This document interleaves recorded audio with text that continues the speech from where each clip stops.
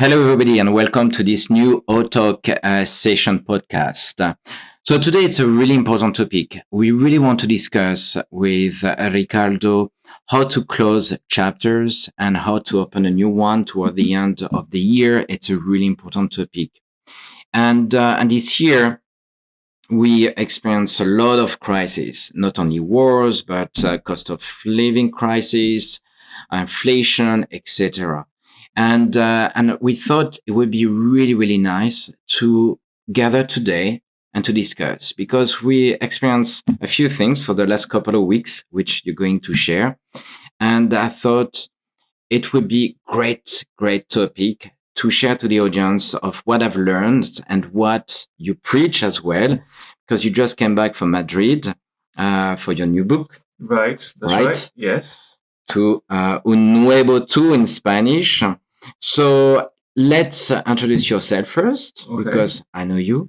Okay, that's excellent. We've been friends for many years, and I'm very proud of you and your new book. So please share a bit of what it's all about. Of course. Well, for me, first of all, it's a privilege to be here, to be able to share my message in this podcast and in every, platform that this gets shared on YouTube or Instagram or whatever. But so like David just said, so I launched this new book. It's actually called Un Nuevo 2 in Spanish. In English, it would translate to A New You. So this book, well, actually, like you just mentioned, I came from the International Book Fair in Madrid, called IFEMA. So that's where I did the official launch of the book. And it's your first book, right? And it's my first book. So how did you feel? It was fantastic. It actually, someone said it, and I think it just resonated with me so much. It's like, having a baby, a just born baby. It's like, it does feel like, it's something that you can't really describe with words. It's fascinating to see something that you've been working so hard for like 2 years and just come to see it materialize. So that's what happened with the book, and it's fascinating. It's a very exciting feeling to be an author for the first time. You will tell us about this book, but especially a link to all those topics. So we thought, and a little story to the people listening to this podcast. So we haven't seen each other for 3 years, right? COVID and all the things happening. And then you came back completely new, as a new person, like new thinking, new way of acting as well. And we've done an exercise together, breathing exercise, which we're going to discuss within the podcast. And that way of doing meditation, it was a totally new way for me. And I thought, what a great way to not only talking about your book, but as well sharing what I experienced myself with you and other people as well in the room, that we did that breathing exercise. And it's linked to pretty much how to close chapters. And as we mentioned at the beginning of the podcast, it's just like, we are living in a society where everything is only bad news when you look at the news. Right. And it's really hard to keep focus on yourself and say, I really want to get better. I really want to enlarge myself and become a better version of myself. And but you have so much information around you and negative ones. So it really affects you.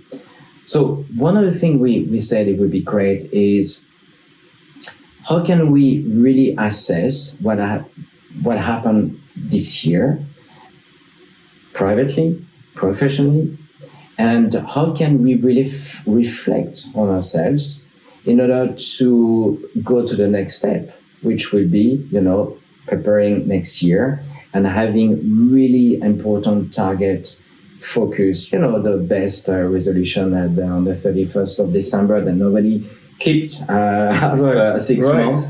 Right. But I thought it would be great if, you could share not only those transformations that you experience yourself, but then what really helps you to assess and reflect on yourself to become that Nuevo 2.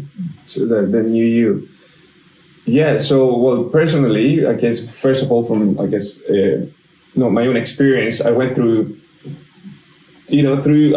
I guess a journey that most people tend to go in the Western world, where you have a great career and you achieve everything that you're supposed to have in order to be happy. And I had this great career that was allowing me to travel a lot, to go to Madrid on weekends, shopping weekend in Calle Serrano, and go to Miami and Dubai and all these parties.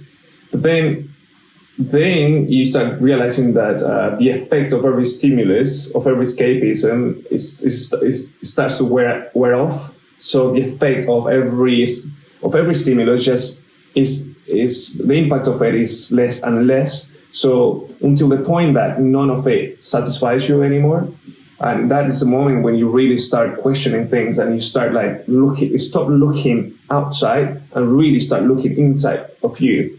I had heard that phrase thousands of times before, but I really didn't pay too much attention to it until I just go right, what is that thing that you should look inside you? I just go yeah, I've heard that thousands of times before, but of course it didn't make any sense to me at that time. But now it makes so much sense, because why it makes sense now? Because I mean, you're not that old, right?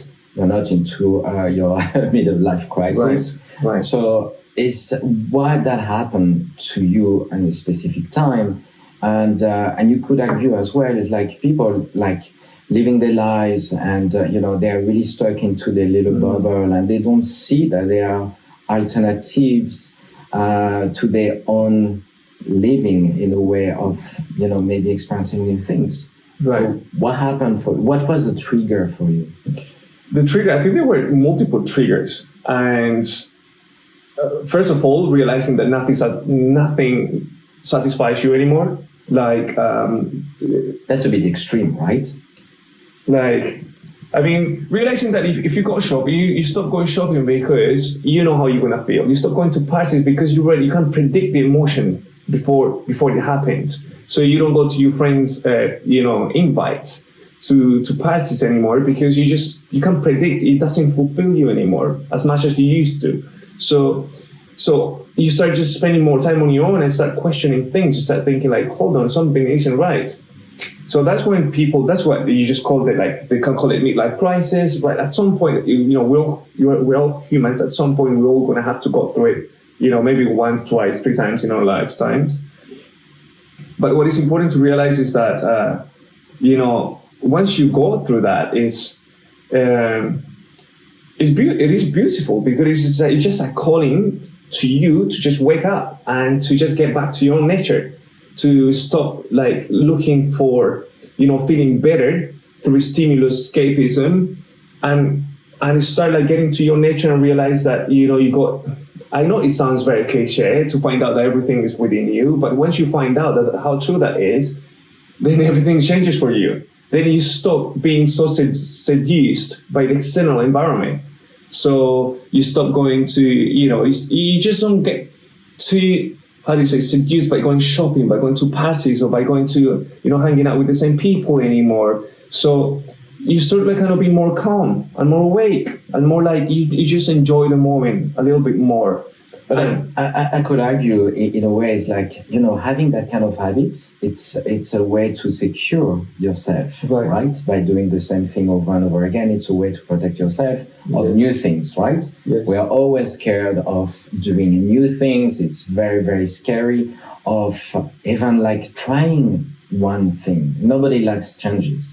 So what would be your advice of, all those people maybe stuck in that kind of comfort zone in order to try something new?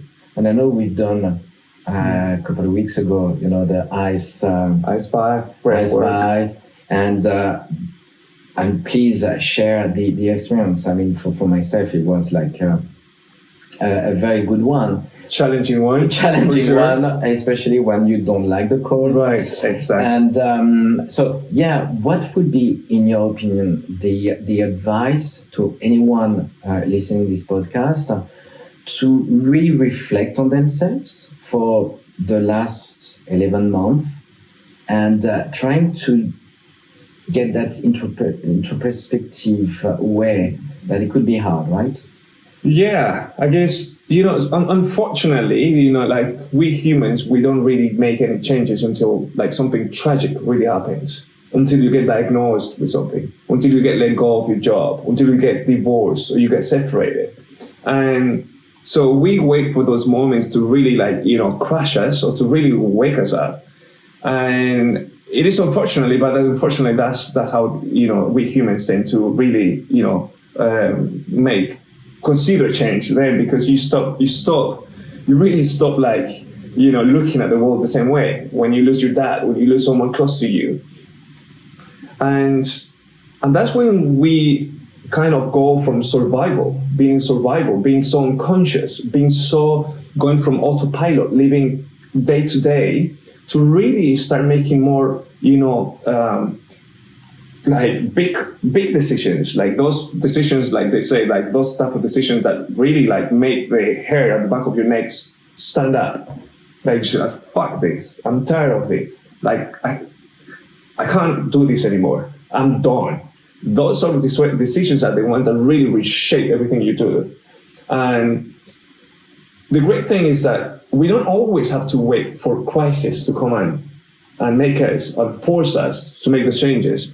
When you're in the comfort zone, unfortunately, we're kind of unconsciously waiting for those moments. But if you're just really there, the best thing for me is like what I've learned from my own experience is just just push yourself to always do something, like anything that allows you to get into they call it metacognition, right? It's like that self-learning, anything that pushes you to wake up.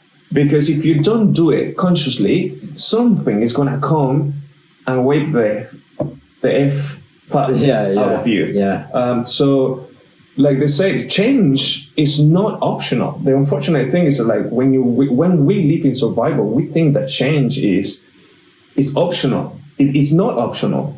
It's like change is part of our nature. I fully agree. And I think what we've seen for the last couple of months, even the last couple of years post-COVID, especially the new generation, it's really up to that change. Right. I mean, we have so many stories of people say, hey, you know what, F word. I'm quitting, I'm going to run a van and I'm going, camping anywhere. And really not focusing on, a career, not focusing on other things that we have been taught since we are kids, right? This is a must have, this is a must do, and that's it, no options. But suddenly we've seen a lot of employees or friends, really changing their lives. And as you said, they're it's not optional. We can change, right? But suddenly there is a new generation, and that generation is really taking the change as well. Not everything is based on what I've been taught. Like university, I'm not saying that we shouldn't study, but a lot of things have been changing for the last couple of years. That's really shaking things up in a way of, everything that I believed then suddenly doesn't look that solid anymore. That's right. Yes. There's a massive level of, people are waking up. Yeah. Every system is being challenged. People don't trust the financial system anymore to look after their wealth, the savings, because we know how that ends up. People don't trust the health system or the pharmaceutical world to look after their health, because we know how that ends up too, right? People don't trust the education system to prepare your kid, to live in the modern world, because we know how that ends up too, right? And everything is with communication, with mass media, and every system is being challenged. It's even so much so that it's a lot of systems are falling apart. And people are starting to wake up. People are starting to think why on earth do I keep sending my dad to the doctor? Every time he comes back with a handful of pills that's making him even more sick, or come back with secondary effects of something else.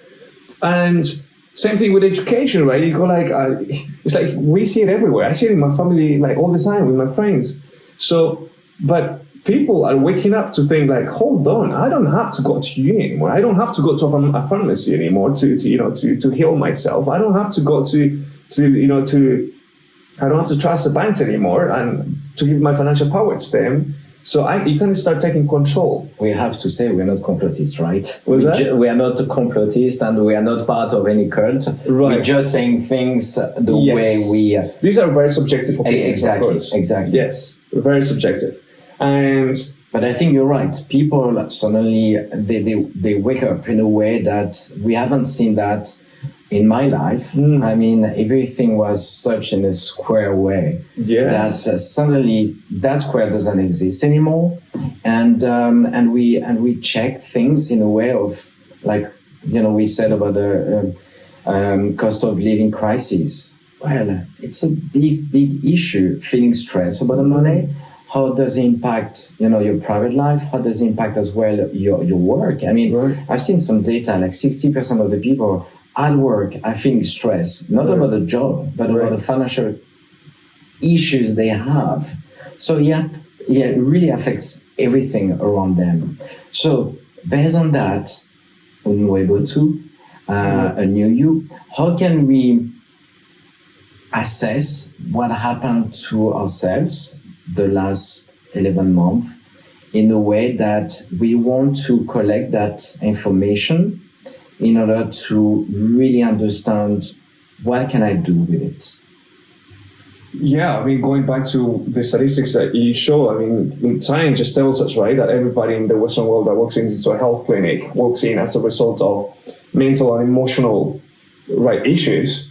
So that just goes to show that, even Bruce Lipton says that 95% of every human illness comes as a result of stress, an emotion trapped in the body. So that just goes to show that, that people are really stressed. So, and unfortunately, we can't really create any changes when we are in survival.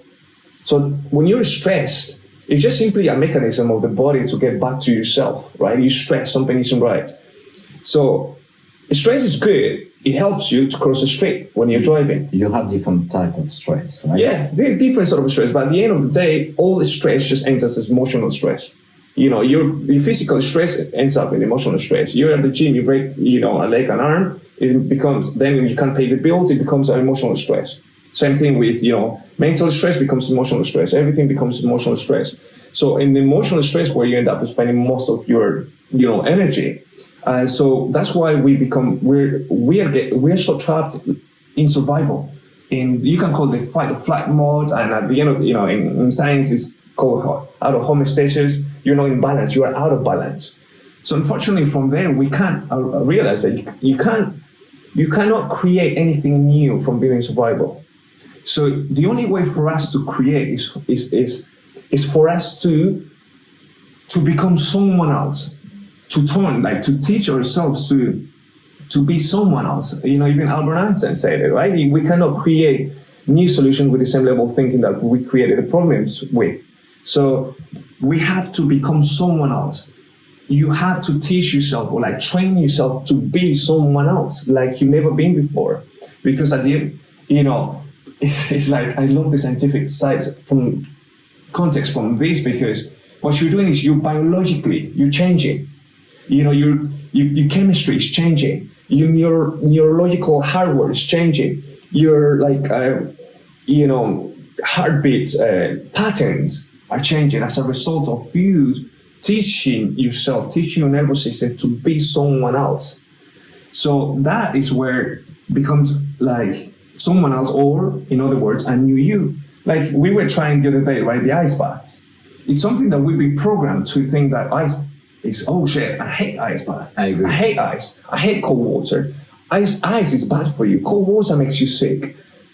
And then it's like you have to come out from it and see it from not from an intellectual, conceptual way. You just gotta take your body, just like an untrained pet, take it to cold water and say it and tell it. You just go you're not gonna leave the cold shower until I tell you so.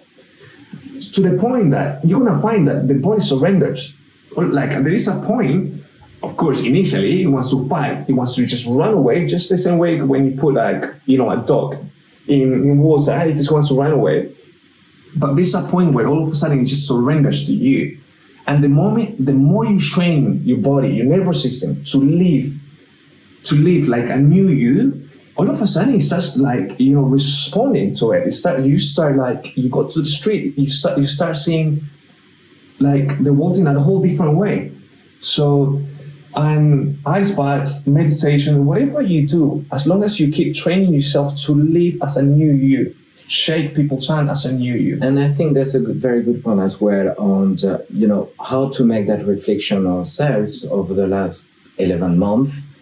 It's really to look at yourself maybe from a different perspective, like another person, and really looking at what you've done, what the results, and did you have exactly the same result the year before that this year?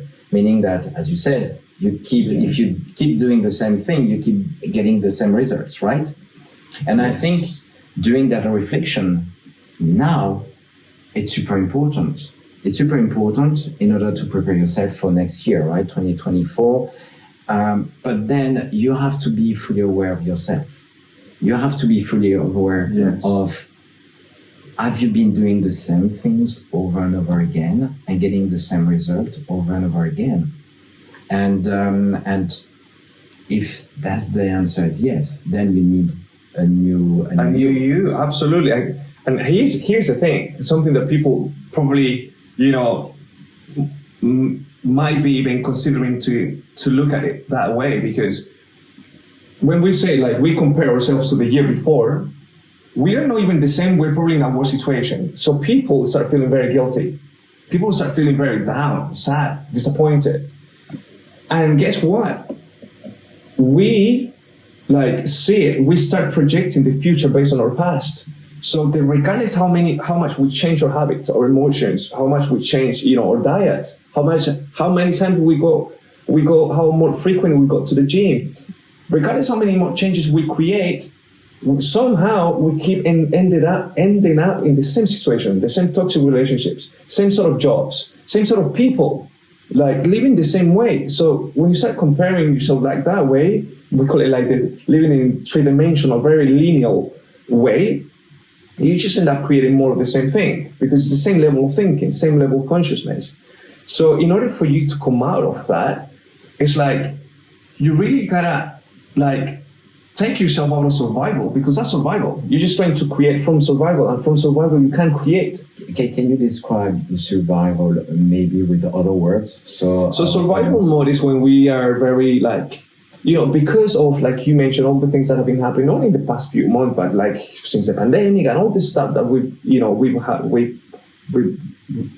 to go through, and they have made us even more anxious, more stressed. So the more stressed and anxious you live. By the way, there's a data that shows like 48% of the people in 2023 globally felt extremely stressed. Extremely stressed. Imagine that. And that's data globally around the world. Right. So it's pretty impressive data. I'm not surprised, because guess what? Even the statistics I showed you from Heart Math Institute, remember, like I said, 75% of the day-to-day of people's life, they live in a very incoherent heartbeat, which is like when your heartbeat is out of order. And what that does is just makes you live in hyper-stimulated. Survival means that you're always just living to, in constant alert, like always hyper-stimulated, always looking for something external to come and calm you down. So that's what we become, especially man, right? We have trapped so much energy in the body, all we just want is to just ejaculate, materialize that energy, because that way it makes us feel more relaxed. However, can we pause on the alerts? It's something. It's like someone just being very stressed and drop their phone. In terms of the alerts, they are all coming as well inside, but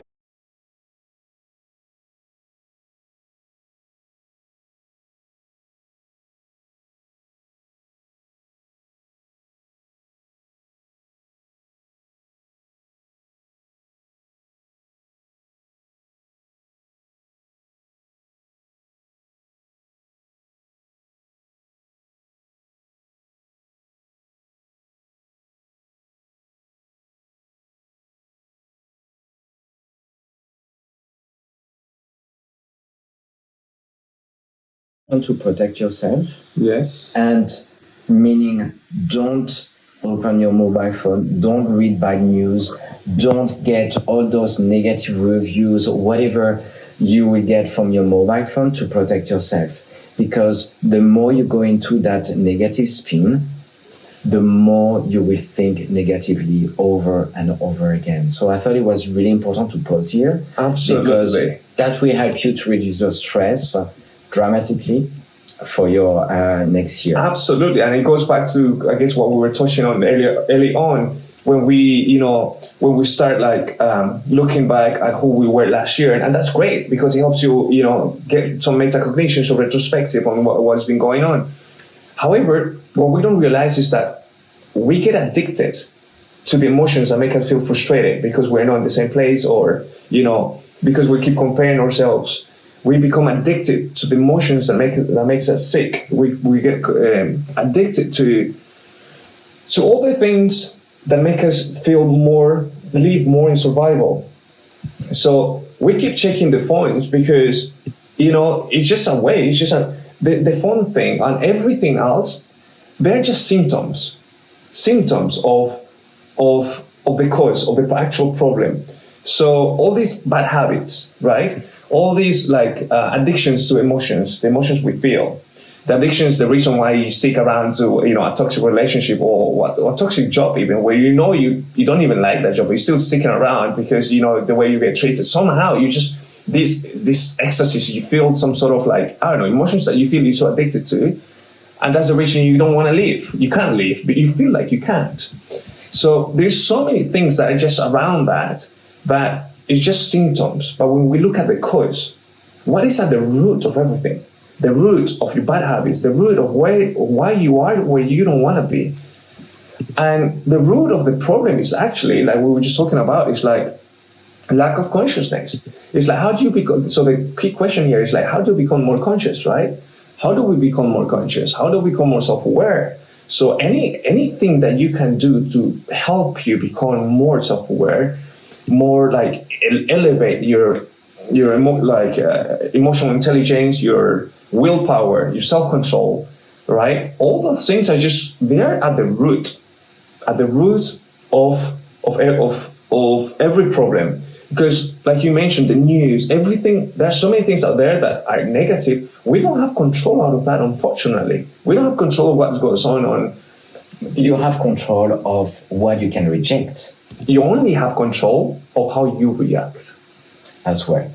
Like Buddha said, a very nice sentence is like, if someone is angry at you, it's up to you to accept or refute this act. Absolutely. So the only thing we have control of is ourselves, how we react, how we look at the world. So, and it's so right what you just said, because we spend our entire lives trying to, manipulate things out there, trying to control things out there, trying to change your boss, trying to, change your relationship. And then you go into another relationship and find out that person has the same problems. And then you end up saying, oh, all men are equal. All women are the same. All men are the same. And what you don't realize is that you're the problem. So we only start changing when we start changing our reaction to things. When we become more self-aware of our reaction, of how we are reacting to everything out there. We attract what we think. We attract how what we're vibrating. So we don't attract what we want. You might want a dream holidays with your whole family, but if you're vibrating scarcity, like, you might be thinking, oh yes, I will want that. Every morning you can have your positive affirmations in the mirror saying, yeah, I'm wealthy, but your body is telling you, do you remember last time you checked your bank account how much you had? So it's completely the opposite. So you're vibrating. Did you check my bank account? No. So you're vibrating scarcity, but so positive thinking, that's why it doesn't work. So that's why we might want something, but we attract something different. So in order for you to attract something, what you want, you want to make sure you vibrate it also. So you want to feel abundant. Accordance. Exactly. So this is got to be coherent. Like they say, this is got to communicate like heart with brain with heart, in a way that that's what you're vibrating, so that's what you end up, attracting. Because exactly like you said, we don't attract what we want, we attract what we are. You probably heard that phrase before, right? We're talking about, and that's exactly it. We attract who we are being, not what we want. So we are moving to maybe the next phase, but let's summarize on that reflection over the last year. I would say even the last couple of years, because as we said, it's so easy to compare ourselves on the last year, but then you won't see that pattern as we discussed, that maybe you do exactly the same things over and over again, you get the same results over and over again. So maybe it's time for you to really reflect on what have you been doing this year that looks exactly the same as the previous years, and try to really make that so obvious for you that it's really the trigger for you to engage for your next year goal. And we're going to discuss on how to prepare your goals.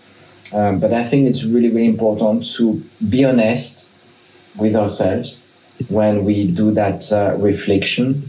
Otherwise, you're just going to fake it, and you're not going to get anything by just putting again some goals for 2024, and it's going to be the same pattern over and over again. Yes, absolutely. I love it.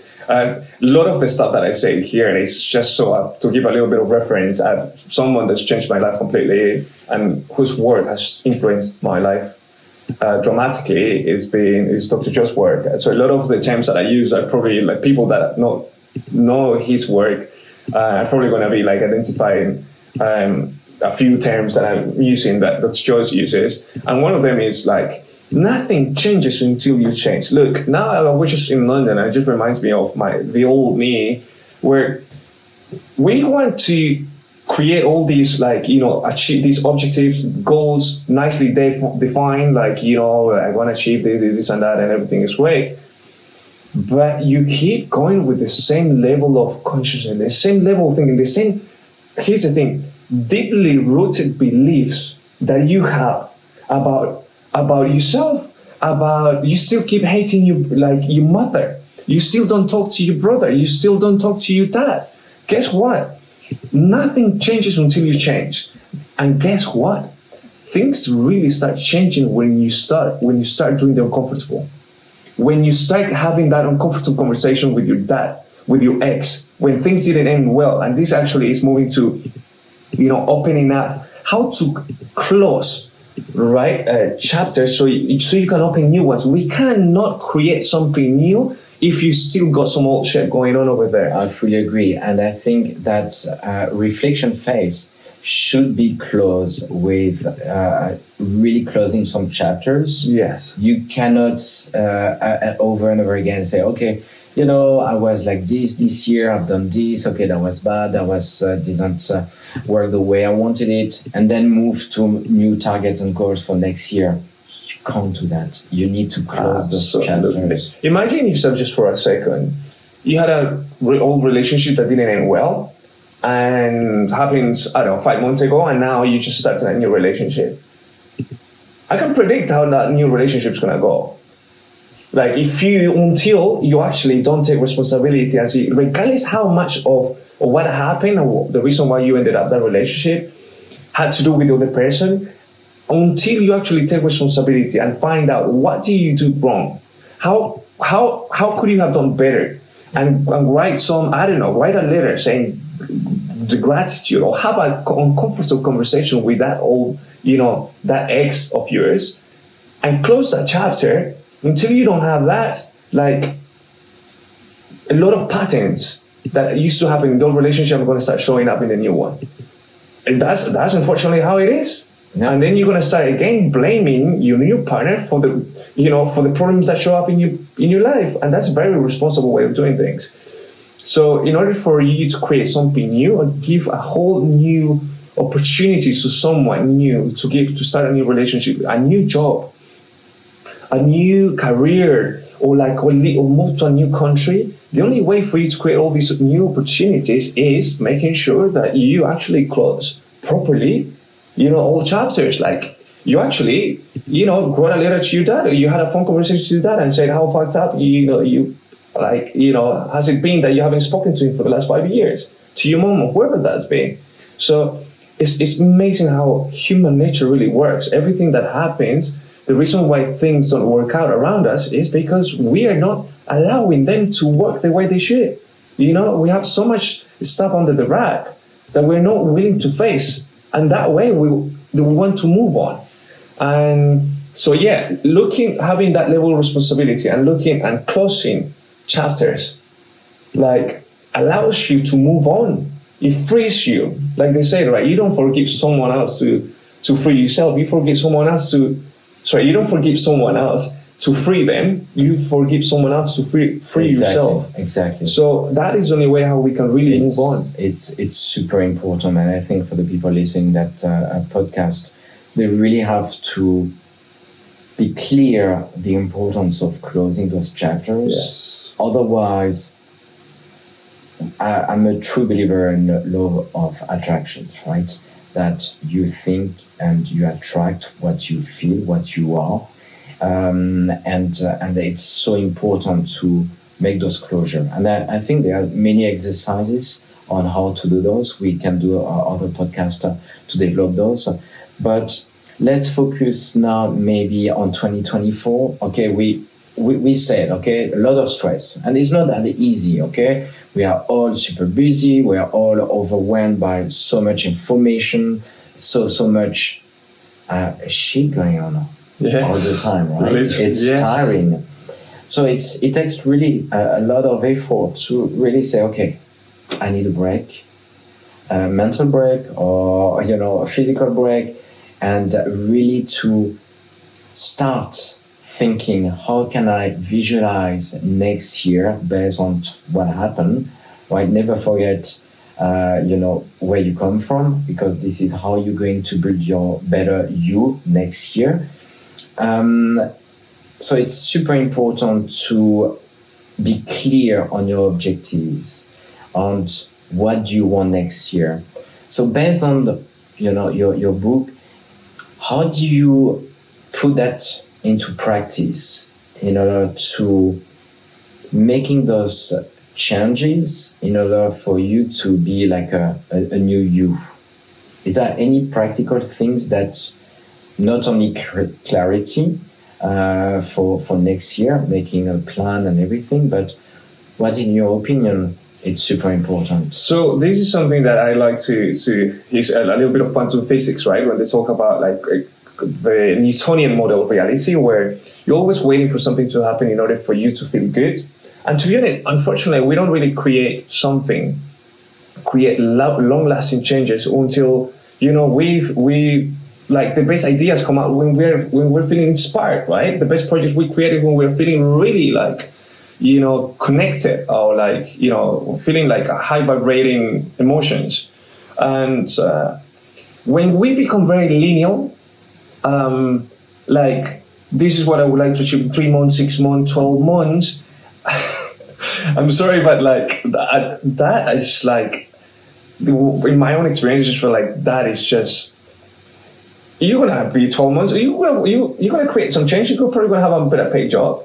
But unfortunately, everything that we try to create from this level of consciousness is just gonna bring more of the same. So for example, right now you might want a bigger house, but you're gonna realize that is based on the past. So, or you're gonna have a better job, but that's based on the past. So it's still in survival. So the way that I've learned, and something that is so fascinating, is like more in the quantum world, right?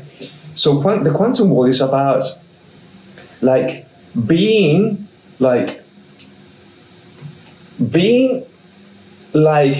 if the future event that you want to happen had already happened. So are you mentioning about the visualization of your future? I don't want to call it visualization, because visualization has so much correlation with, people, the moment But it works. The moment they hear visualization, they start thinking about The Secret and all of attraction. I'm more big fan of something called more like mental rehearsal, like which is in neuroscience it's called it's more like neuroplasticity, right? It's more like it allows you to like reshape your brain. There's physical evidence in science that if you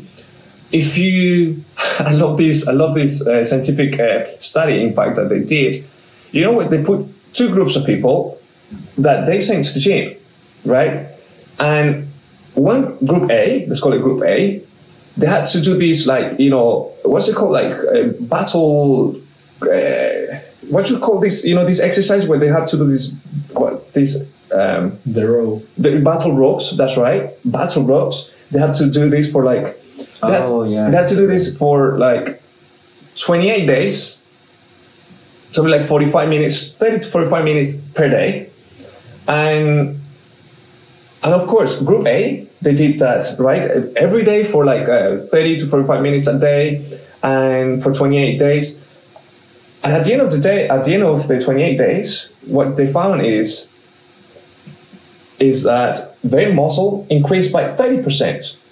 And it is inevitable, right? Of course, if you exercise, you work out your muscles, they're going to increase somehow, right?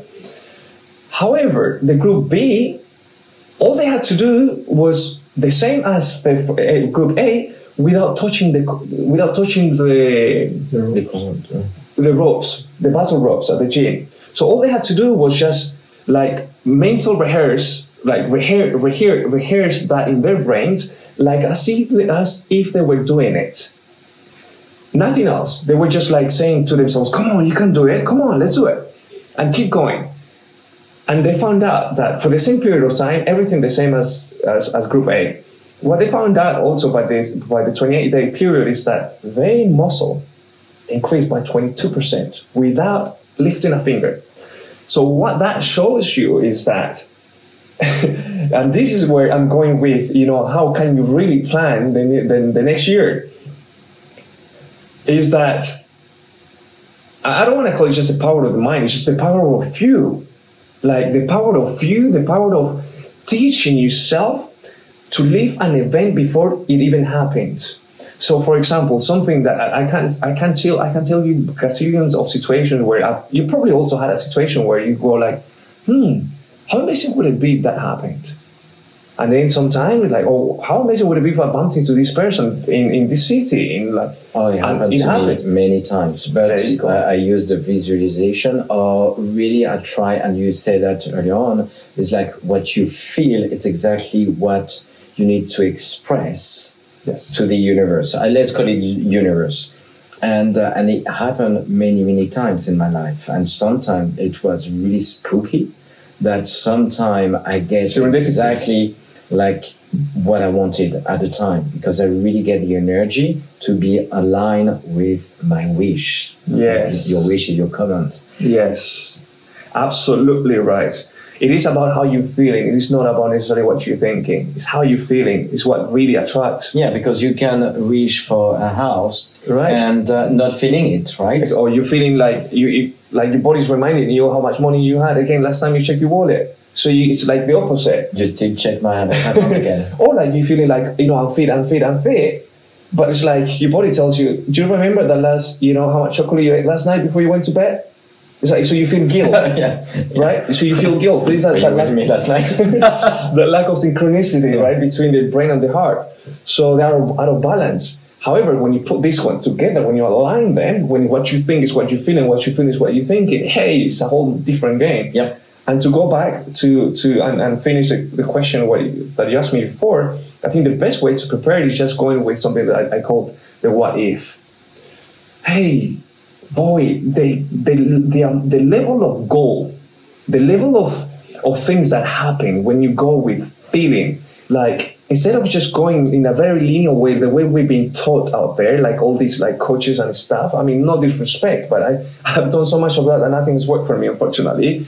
But the moment, you go lean up I like to achieve this and that, jot it down.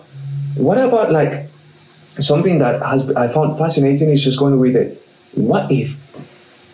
How amazing would it be if ... happen? How would I feel? How would I walk? What would be if something if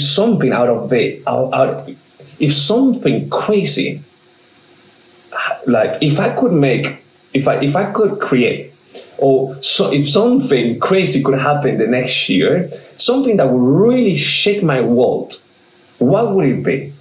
Would it be maybe that career that I'm supposed to wait 10 years to achieve? Would it be that partner that I'm supposed to, move to certain place or be in certain body shape to get it? Would it be that career? Would it be that opportunity that I would normally have to wait 10, 15 years to get? What if? And you know what happens most of the time? You get what if, oh, that would be great, and suddenly you have a negative thought coming and destroying everything. Of course, because what happens? Have you ever had an opportunity, to give a talk in front of, in a crowd? What is the immediate effect right after? Especially if you haven't done that, often. What is the immediate effect right after? You feel vulnerable because you start asking people how did it go? Did it go okay? How was I? Oh, I think yeah, my t-shirt wasn't it wasn't iron, was it? Oh, my hair was that was terrible. Oh, look at the picture. So you start self-sabotaging, right? Yeah.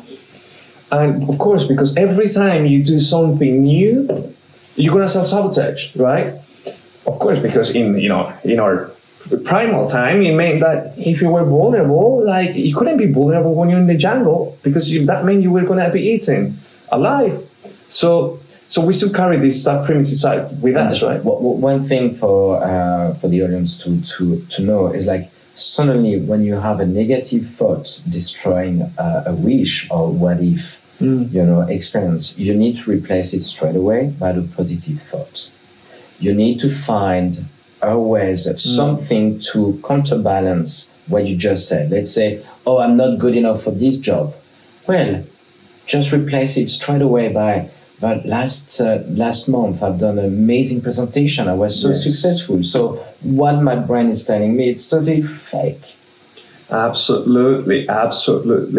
And that's amazing that you mentioned that because people, and the reason why I don't like to mention sometimes say positive, because people go it's positive thinking. Oh, of course, we gotta think that way, positive. But people have to spend how can you teach someone who spend their entire lives self-sabotaging or self-doubting themselves and for them to all of a sudden say to give a positive feedback to themselves, it feels so weird that the moment that they get a positive feedback, they're gonna feel so weird, so uncomfortable even. Yeah.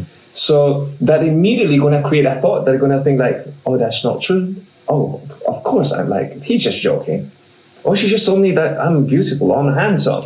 Of course she's just joking. And you immediately, it's unconscious. It is so deeply engraved in you that you don't even realize. But that's why it's so important to be aware. So that's when it happens, you need to refute that with a positive thought. Absolutely. And unfortunately, that takes training. Absolutely. And it's something that you cannot do. However, just practice it. Practice it. Every single day. Just catch yourself. And this is what we talked about before. Probably we can record another podcast on that pose. Practice yourself doing that pose. Your phone is ringing right now. Instead of rushing to pick it up, try just making that pose. 3, count from 5, 4, 3, 2, 1. Now I'll go and pick it. And then you realize that that's just self-control. Self-control is true freedom, right? Someone said it, right? And it is amazing if you keep practicing tiny, simple little tactic like that. You just start catching yourself more. So you start becoming more, it's the classic phrase in my book, which is you start becoming, I have it here, becoming more conscious of the things that you're unconscious of. And guess what? That's self-awareness. That is elevating your level of consciousness. And the more conscious you are of the things that you're being unconscious of, the more you'll find your true nature, who you really are, your true powers. So I think it's super important to what we just said, closure of the chapters from this year and the previous years, clarity on who you are, don't lie to yourself, be honest with yourself, trust yourself, the what if, do that visualization exercise on what exactly you would like to do in order to not duplicating the same things over and over again for next year. And one other thing is, and I think we will move to one other, in my view, very important part of your new you. It's meditation. And people say, oh, no, not another podcast about meditation. Right. We heard so many things about it. And I couldn't agree more with all of you. Right. However, we done a meditation exercise a few weeks ago. And that was the first one for myself, I have to say. And I've done meditation. I went to, meditation temples in Thailand. And but then it's more about, take a couple of minutes in the morning or the evening, 30 minutes. I'm doing taking that pause that we barely take anymore. And really not having noise. And I know a friend of mine said to me 4 months ago that every morning he wakes up at 5:30 and he gets his 30 minutes meditation. And he said he's a very successful lawyer in Geneva, but so he's always surrounded with a lot of people all the time, very busy. But then the 30 minutes is on 30 minutes. This is the only time, he said to me, that he can be with himself. However, let's move to, what we said is great stuff, right? Visualization, closing chapters, but it takes a lot of energy to do it. Yes. And that energy, sometimes it's maybe the hardest part of before even doing, creating a new me. And what I would like to discuss, or maybe not discussing, but sharing, that type of meditation that was very surprising to me, is not only it will help to focus on next year, on your goals, on your target, on your new you, because you need that time off on a regular basis, because you need to train your brain to really remember what you want to achieve, what you want to become, over and over again. Remember, only 8% of the people making like a New Year resolution, at the end of the year, there are only 8% of them really stick to them. So that's a very, very small number of the people really sticking to what they really believed in. So, Ricardo, what exactly is that type of meditation that you've been learning, I think in Mexico at the time, and now you're sharing as well that type of meditation with the rest of us. Describe us. So, like you mentioned, you call it visualization. I call it mental rehearsal because I identify myself more with that phrase because that's what you're doing. So every morning, the moment I wake up, it's like before I even make up the bed, before I like tidy it up, before I get ready for the day, is I just put my headphones on, my mask on, and off I go for my morning meditation. I've been doing that for the last 3 years. On average, I would say an hour a day. Could be sometimes 50 minutes, sometimes an hour and a half, an hour 20 minutes. 15 minutes. So people working could really take 15 minutes of I know this sounds so unrealistic for so many people. They go like, I've got no time. Of course you got no time. And I don't blame them. Work, children's, rush. It's a hard world, right? Of course, because like I said, you can't create change from being in survival. You have to train yourself to become someone else, so a new you. So you have to become someone else that makes time for himself. Because guess what? If you don't make time for yourself, there's gonna be a time. You're gonna get to a time where making time for yourself is gonna become the only option you have. This is something that I say to people all the time. It's like, you think you don't have time, time for doing retrospection, a little bit of metacognition, a little bit of mental rehearsal about your future. there's gonna be a time. If you keep not making time for yourself, you're gonna get to a point where making time for yourself is gonna be the only option you have. We see this all the time in health. And if you don't do, you may end up very unhappy with. Unhappy, or who knows? Like a lot of people in that, unfortunately, in a chronic stress and high levels of anxiety that leads into drugs consumption, and which unfortunately a lot of that ends up into rehab and even suicide. England alone, like the UK, around 6,000 people commit suicide every single year, and of every suicide, there's 24 attempts for every suicide.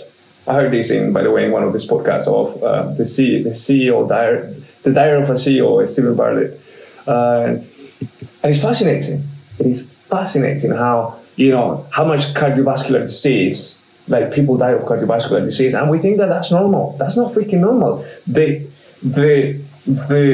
nature of the human body is not to be sick. We're like healthy beings.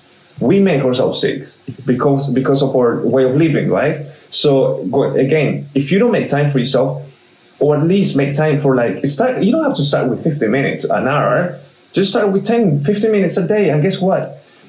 You're gonna start enjoying that time for yourself so much that you're gonna keep making more time for yourself. And it seems so easy and simple that we don't even want to give it credit to it. Of course, because again, like I said, when you're in survival, let's say you're like little deer in the jungle who's running away from a lion, trying to escape to be eaten alive, and let's say you manage to get away to survive.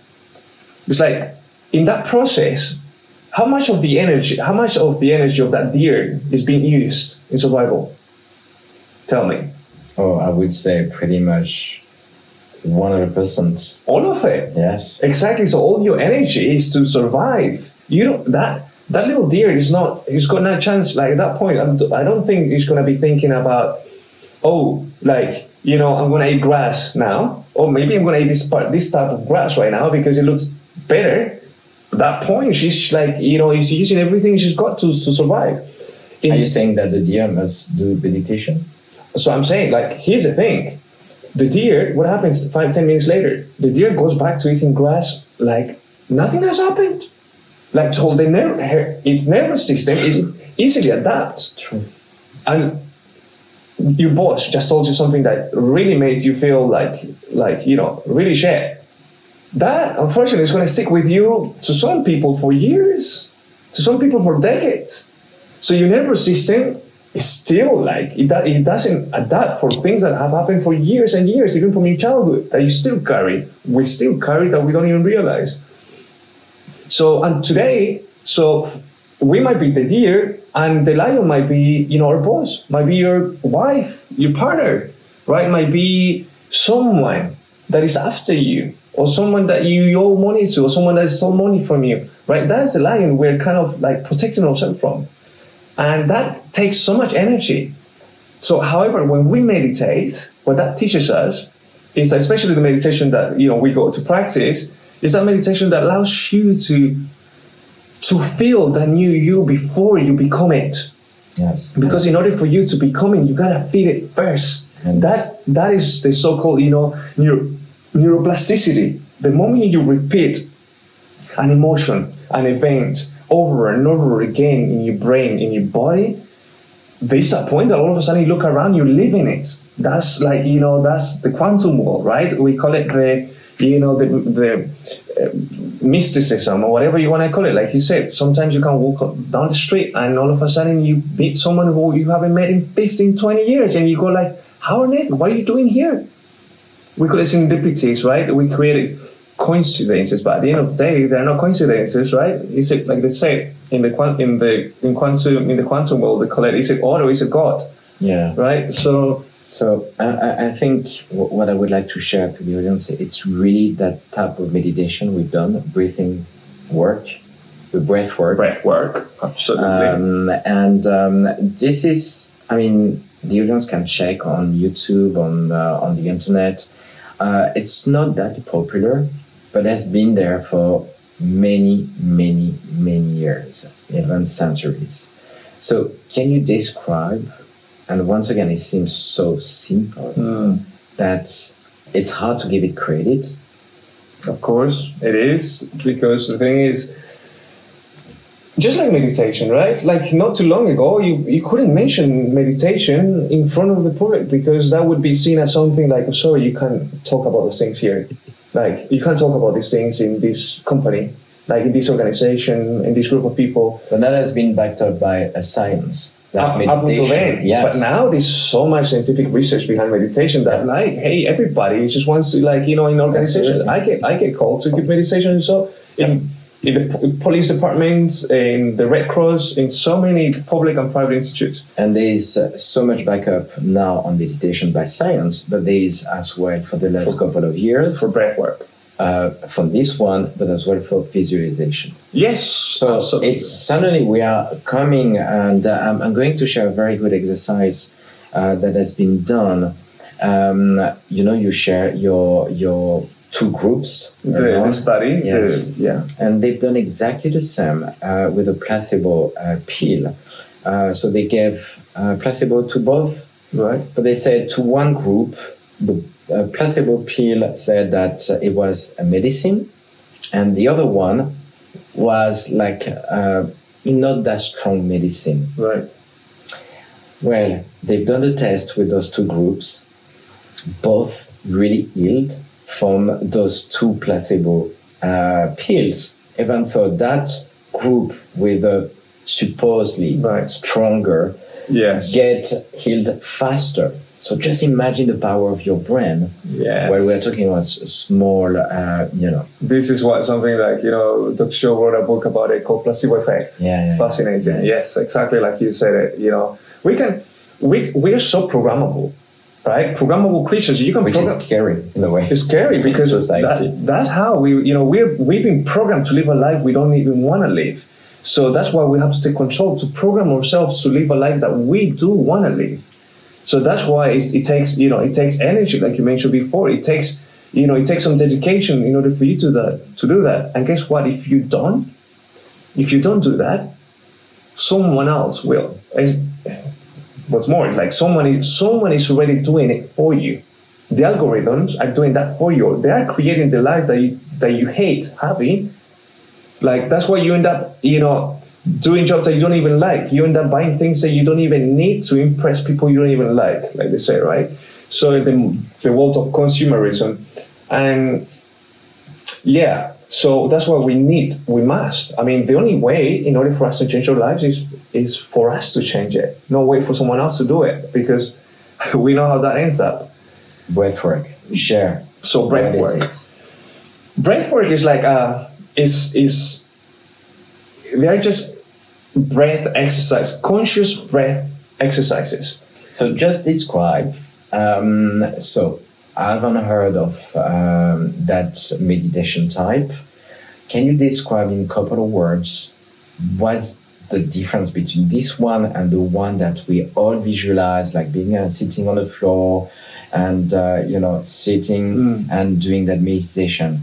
Can you describe the main difference or differences there? So meditation alone is just when you sit and you just observe. The objective is just observe your thoughts and just allow for the thoughts to go by, right? Without allowing yourself to be carried away by the thinkings, memories, and thoughts that come to your brain. And breath work is just you doing conscious breath exercises, conscious breathing. You intentionally do some sort of different types of breath. There are so many types of breath work in the same way as meditation, right? And you do certain types of breath that allow you to all of a sudden, go from the different brain waves that we have right now. So is it sitting, standing, laying down? Breath work in the same way that they do meditation, you can do it sitting or laying down. And there are some breath works that you do even standing up. And I know that can be a little bit scary for some people, especially if you haven't done it before, but it is beautiful. It is. So we say that breath work is essentially for people that cannot meditate. Because of course, tell an analytical person, which is essentially most 95% of the world. Everybody's super analytical because everybody's living in survival, right? It's like analyzing everything.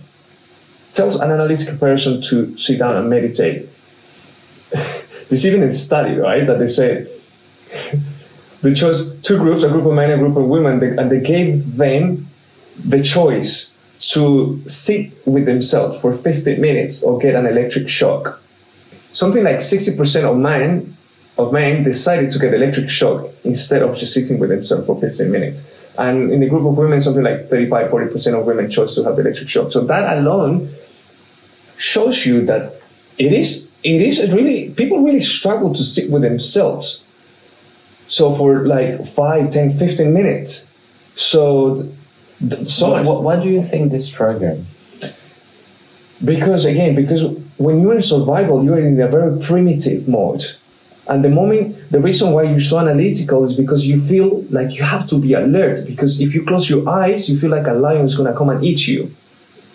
In primitive terms. Don't you think if I'm not used to do meditation or to be with myself, I'm suddenly face myself and I may be scared or not at ease with myself that I tried to hide for so many years. You know, we've been discussing, maybe things doing the same thing over and over again, and maybe suddenly I'm facing that person. Yes. Right? And I say, oh, I don't feel at ease with what I see. What I have to face. Yeah.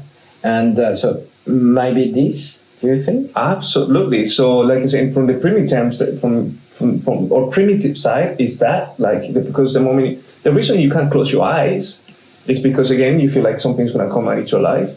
And from from our human part is like mainly like the unconscious human part that we carry is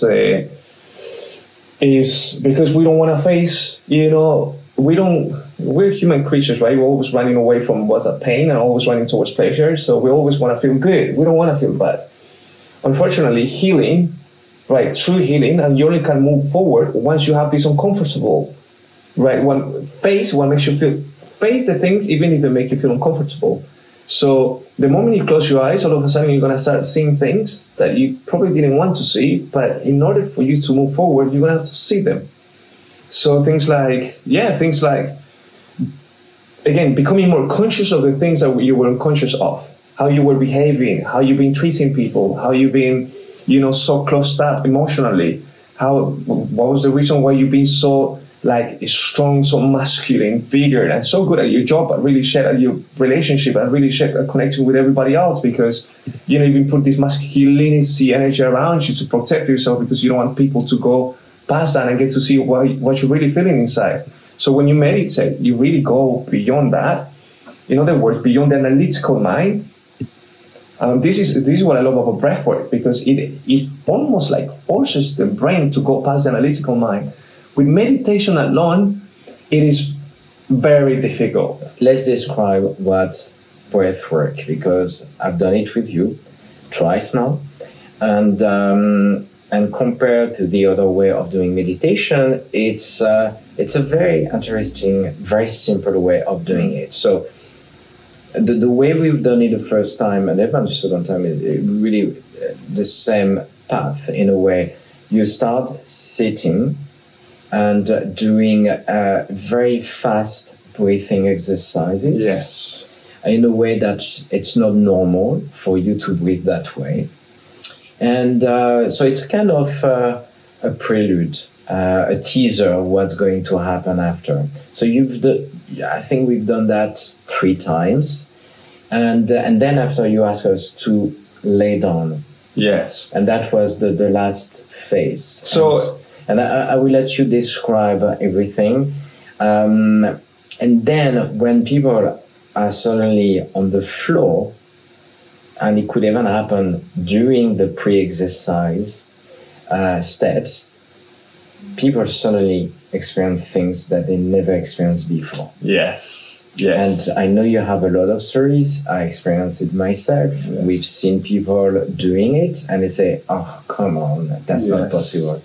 Yes, it's so weird that I have to say the first time you invited me to do it, I was really skeptical about it. I know. Most And I people. said, no, another one. I know meditation, and you share some stories with me, like people suddenly transform themselves into wolf into the room, crying, shouting. I mean, really weird situation. I say, okay, must be like hippies in Mexico that maybe smoke something, and then suddenly they experience that. Yes, I know, and that's the most common view, I guess, of people, right? Especially if you've never even had some sort of like friends that you've been like talk to you about it, and if it's the first contact that you have with it, you're gonna have some different perspective about it.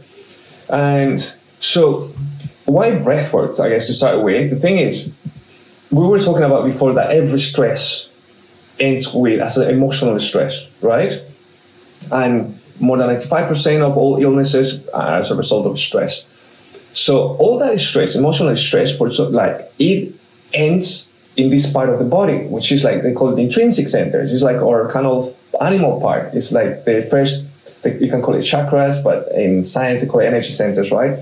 So we have 7 energy centers. We have more. By the way, we just, scientists just said that, our stomach is our second brain. Yes. So every energy centers is proven. They've got their own neurons, right? Mm-hmm. Every energy center's got their own brains.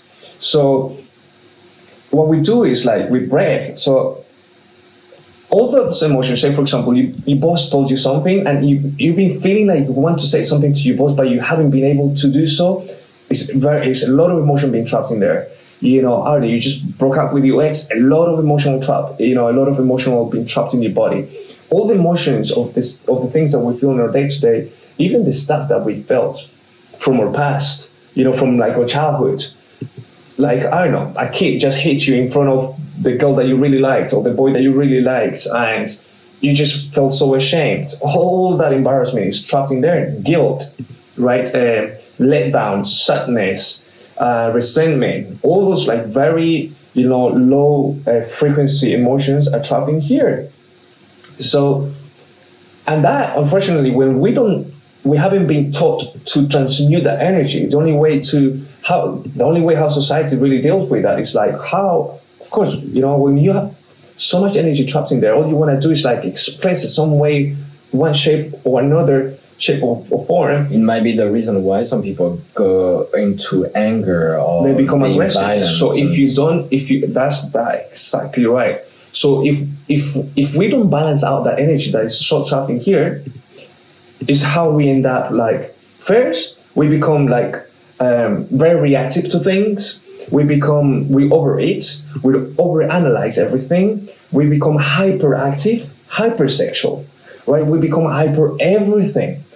You become very irritant very easily, and like, it's like, haven't you noticed sometimes when you like, I don't know, you're in the kitchen and someone comes and all of a sudden you go like, ooh, you scare me.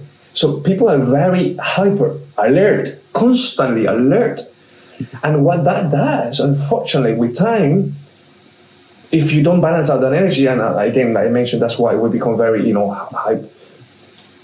there's so much energy trapped in there that we don't even know what to do with. So we start like, of course, going to the gym because we just want to hit something, we want to lift something. Going to the gym is fantastic.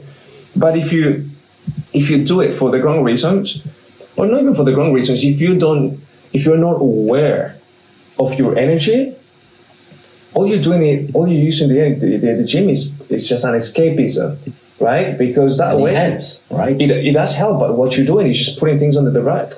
Because I was there, boy, and like I was super fit, like the fittest I've ever been. And I was eating the best food I could ever had. Like, living in London, I had the most amazing career, so I was like, but I couldn't sleep. I was always really hypersexual. I was having like constantly 5 girls every week, and I always needed some sort of stimulus, escapism, to come and make me feel good, because I couldn't sit with myself for more than 5 minutes in my sofa without feeling distracted. And I think we've seen, on my side, seeing all those people taking drugs. And that leads you to take drugs. Yeah, exactly. If there's no stimulus that satisfies you anymore, not clothes, nothing, not your wardrobe anymore, no more dates, where are you going to end up? Drugs. right? Oh boy, in London, and people normalize that. Drugs everywhere, right? But however, what breathwork allows you to do is like all the energy that we got trapped here that makes us act in that way, that makes us become, get all these bad habits that ruin our lives. So let's describe when you do that breath work exercise. So you inhale very fast for. So that's what I'm going to. That's what I'm going. So what you do with breath is, so you balance out that energy that's so trapped here in the intrinsic centers. You bring it up to the rest of the body. So you bring it up to the top of your head, and so that balances out. So first of all, if it gets to your heart, then it just goes out, right? Yeah. So we do the different types of breath work that we use. The techniques is just to bring that energy up to the heart, and then to the rest of the head. So as you do that, so because there's so much more energy trapped, like there's not so much energy trapped in here, and there's more energy in the rest of the body. That's why all of a sudden you feel more calm. You feel more, not necessarily during the exercise, but afterwards, right? So you feel more calm, you feel more awake, you have more energy to create. You're the most creative you could be because you're less reactive to all the stimulus, all the like we said before, all the shit that goes on out there. So because you're more focused here and less focused out there, you're less alert of any lion that's gonna come and eat you. Less primitive and more conscious, less reactive and more proactive.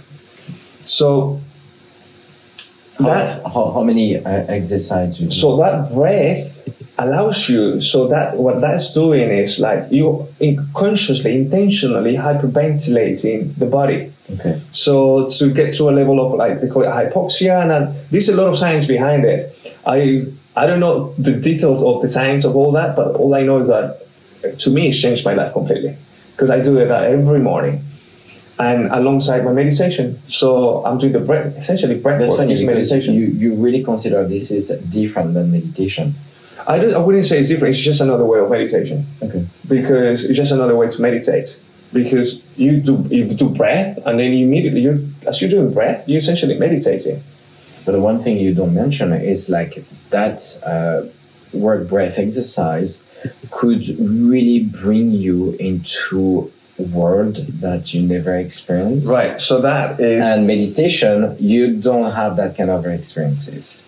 Unless you're really a very advanced meditator. Buddha. Yes. No, I know people that like just can get... And even sometimes, I have friends that have been doing this work without zero breath work. Just put them some good sounds around and they just go for it. They become very zenzy. And by the way, you mentioned sound and music. I think this is really important. They are energy, vibes that you're standing out there, and we just discover again. The science is just discovering things that we've been preaching for a long time. That those vibrations really impact your body and your organs.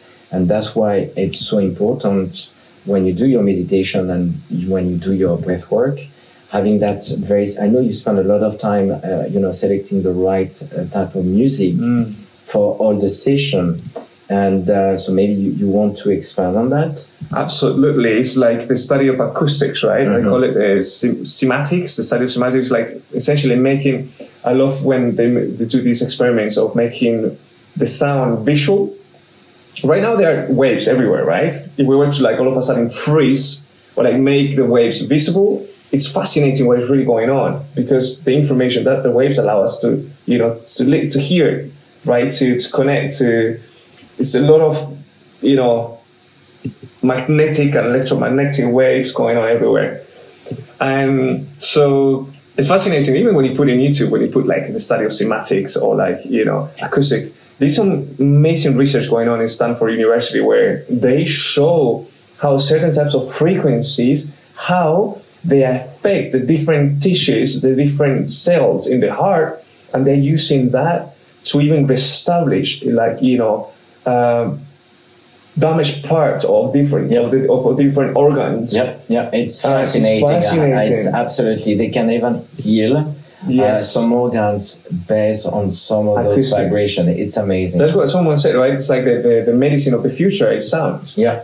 So, yes, it Can is. you imagine where we're going? We just really want to give tips to plan your 2024 Right. year. And we all of us And are talking about. but we are all connected with all those things, and the more you understand them, the better you can be efficient by closing chapters, opening new ones. And I think it's important to really emphasize this, because people may think, wow, we are talking about everything is connected. So the reason why we're talking about breathwork and why sound affects like this is because, for example, like one of the examples that I gave, how you can, as a tactic or something small that you can do for 2014 or before 2014 in order to like, create something like outside of what you know to be true, because that's something out of this three-dimensional world, something that just comes from in ways that you could never expect. Those are the things that really come from who we really are, which is like pure energy and pure connection. And the only way that we can tap into those things is, for me, for example, what I've discovered with the things that I've learned from Dr. Joy is like, just like going with exploring what would it feel like if you're trying to heal from something? What would it feel like to be healed? How would you walk? How would you breathe? Like if it is that business or if it is that opportunity you want, how would it be? It's like teaching your body to act like if the event had already happened. That, my friend, is the beauty of the whole neuroscience, neuroplasticity, right? Beyond like visualization, is more mental rehearsal that you're like molding your brain to look like you're already living the future event that you want to happen. Your entire body starts to react in such a way that biochemically, vibrationally, because you're already living the future event. Because when you do that kind of exercise, you feel, like your body reaction sometimes. Like Absolutely. You get maybe cramps, you get, I don't know, we've seen quite a few over the last couple of sessions. Right, I even show you in a monitor, right? Like I said to you, like, this is how you breathe. You said, I said to you, like, breathe like you breathe 70% of your day. And we saw how it was, Very right? badly. Yeah. Out of coherent. And you're not the only one. It's 99.9% of all humans were like that. However, the moment you start teaching your body to feel a high frequency emotion, like gratitude, like if a future event had already happened, so you feel a little bit more inspired, you feel a little more at peace, what happens to your heart coherence, to your HRV, to your heart rate variability? Yeah.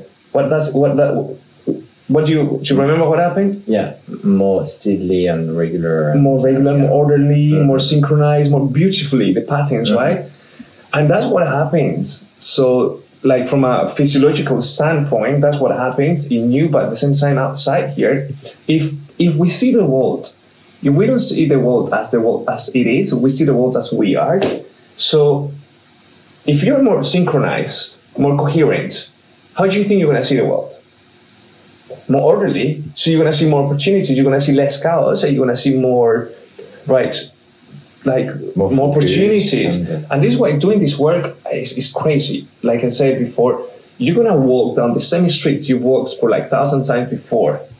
And all of a sudden, you're going to notice a tree that was always there, but you didn't notice it before.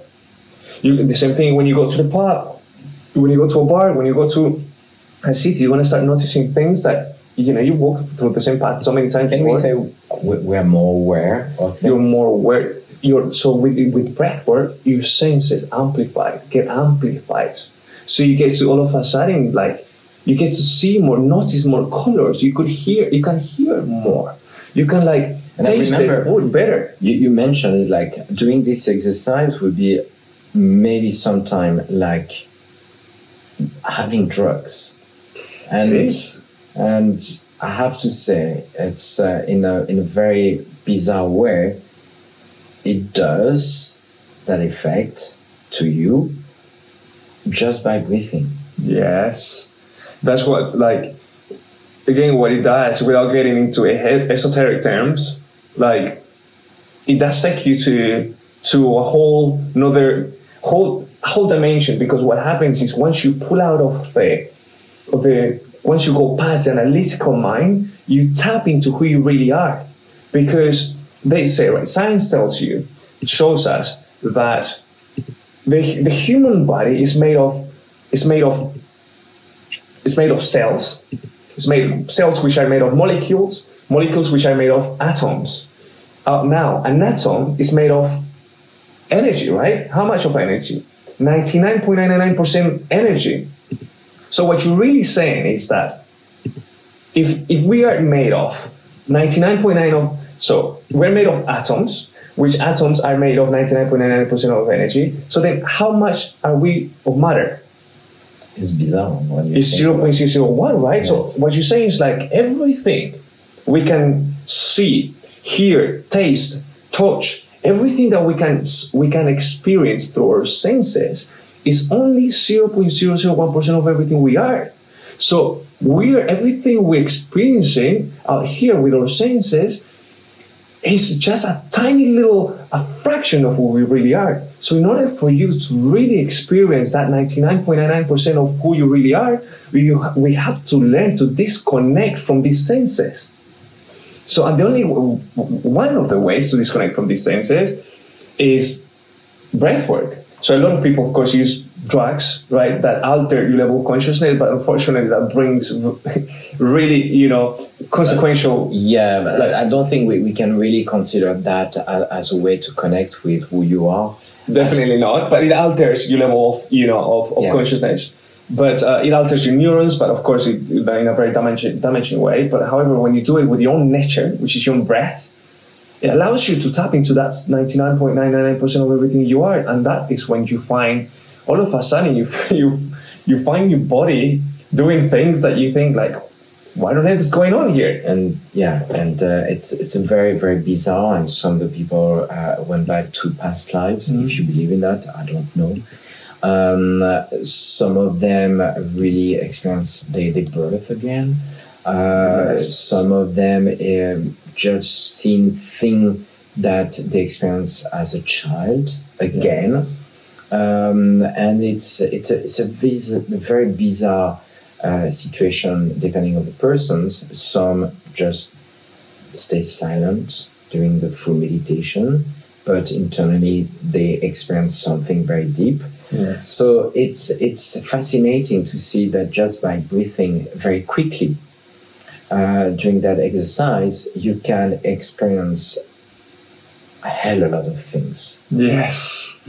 But as an energy human being, it's really amazing to see that we can do that connection with what we feel and what we are, and really having that. And it lasts more or less 2.5 hours, I have to say, last time. I would say an hour to 2 hours. Like, I don't want to call it like as in the drag world, they would call it like the ride, right? Yes. It's more than a ride. It's more than it is an experience with a 99.9%. And I can say, like, we don't see those 2 hours. You just like in. Everything is in, right? It's just like very bizarre. And I think it is important to like add on that from a scientific point, because people could get like, they call like, oh, I don't believe in those things and that. There is scientific evidence that if you take a blood sample from someone before an experience, before an activity like that, and you take a blood sample of a person that had a mystical experience, in other words, like that allowed himself to go past the analytical mind, you're going to find chemicals in that blood sample of that person that wasn't there before. Chemicals that would normally come from external things, from you spending 3 weeks of holidays, from you spending taking external medicines or chemicals, right, putting into your body, or from buying a new car. Are you saying that we get chemicals that are positive for us? This is backed by science? This is where I'm going. This is backed by science. Okay. You could like it is fascinating. So you find all these new chemicals, healthy chemicals, that new like antibodies, new like chemicals that you normally get from buying a house, getting a new car, or like experiencing something new, like new ecstasies, new like oxytocin, dopamine, all these happy hormones, all these happy chemicals that would normally come from something external, but all of a sudden you find that you biochemically you had an upgrade. It's like they said, it's almost like your internal, like your inner self, like your internal organism, your cells, your molecules, your body tissues,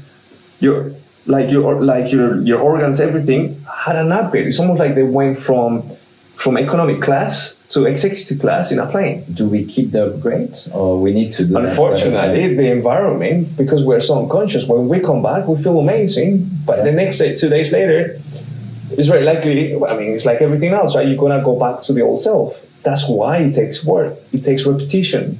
It takes daily work. And this is why meditation is beautiful, because if you keep practicing every day, not necessarily the breath work, the intensity of breath work, but at least practice becoming more self-aware every day so that you don't keep going back to the old self.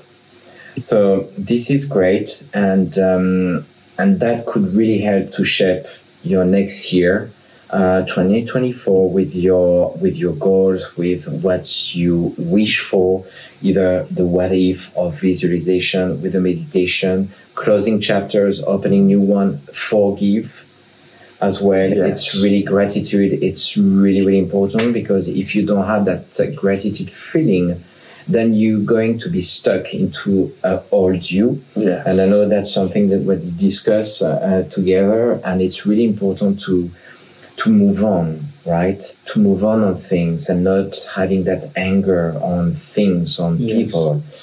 And one other thing as well for next year, people say, oh, okay, I'm not good at this, so maybe I need to work on my weaknesses versus, working on my strength. Science, as you can notice here during this podcast, we try to back everything that we say by science, or at least by data. And data shows that recently that it's better to work on your strength than working on your weaknesses. Yeah. So if next year you plan things, then work on your strength. Yeah. Forget your weaknesses. It doesn't worth it to really make them better, because science backed the fact that people who are focusing on their strength, well, they are more successful than the one trying to compensate those weakness that they may have, maybe private life or at work. So it's really, really important. I don't know if you have any. Yeah, I honestly, all I can say is just become more self-aware of who you are. Because if you become more self-aware of who you are, your true nature, it is inevitable for you to just focus on your strength. It's like, that's your true power. On the things you really like, the things that make you come alive, the things that make you feel like, wow, like feeling awe, right? Feel amazed by. Feel inspired, or feel like, things that make you feel the most creative, that get the best out of you, only come up when you really, when you really connect with who you really are. Like, you can't really love your life, you're not loving yourself, like, for who you are. So for sure. And when you do things that you're good at, then you increase your self-confidence, right? So it's all connected again. And then the more you do, the more you emphasize your strength at work or in your private life, the more confident you will be, the more powerful you will be by setting up your goals and doing meditation if needed, and setting up your goals for 2024. So I think we talk about a lot of things. Yes, I think we lost track of how long have been of the timing. 1 hour and 30. Wow, an hour and a half. Right. So okay. Hopefully, the audience learned how to do things for next year, how to close chapters, how to reflect on ourselves, how to stop that noise, and how to set up those targets and goals, private life or professional life, for 2024. As we said, it's pretty messed up right now, the world. So I think it's so important that we really focus on ourselves. We get that freedom. We get that waking up call, like we've seen by so many around. And it's perfect timing as well in November, December to start working on your Nuevo 2, your new you. Is that going to be translated in English? Probably in the new year. We're going to look into that. Perfect. Yeah. So for now, they will have to learn Spanish to read it, and wait for next year to get the English version. So thank you to everybody who attended this podcast, and thank you, Ricardo. Thank you. It's been a great pleasure to be here.